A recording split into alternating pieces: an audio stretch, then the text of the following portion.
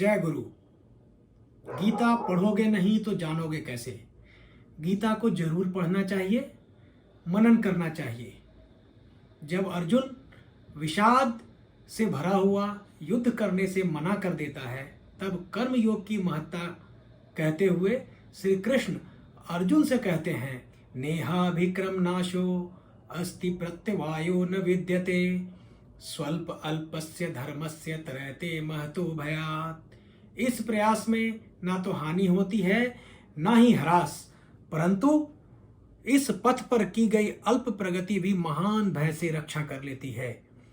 ओम पूर्णमिदं पूर्णात् पूर्णमुदच्यते पूर्णस्य पूर्णमादाय पूर्णमेवावशिष्यते।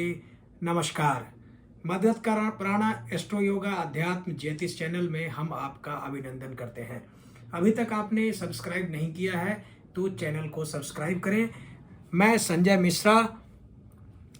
दोस्तों, आज हम एक प्रेरणादायक कहानी सुनेंगे।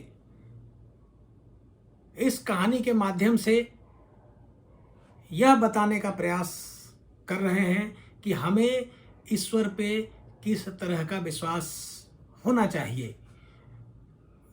कहानी इस तरह से शुरू होती है।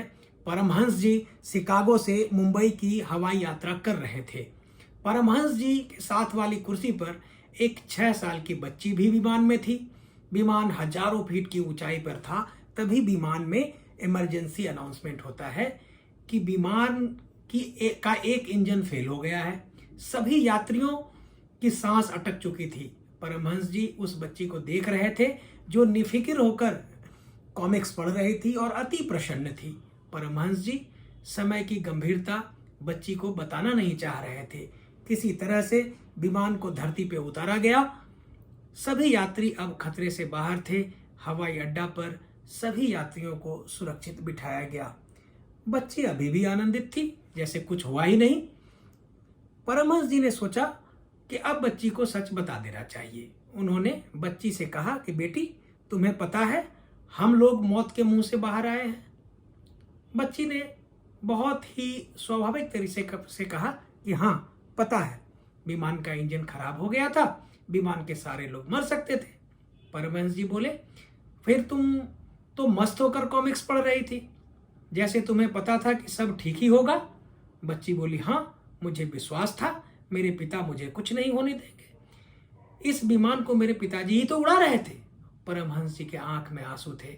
हमें भी अपने ईश्वर पर इतना ही विश्वास होना चाहिए। आपको प्रकरण पसंद आया तो कृपया लाइक करें। आज बस इतना ही, फिर मिलेंगे। सर्वधर्मान् परित्यज्य मामेकं शरणं व्रज अहं त्वां सर्वपापेभ्यो मोक्षयिष्यामि मा शुचः। जय श्री हरि।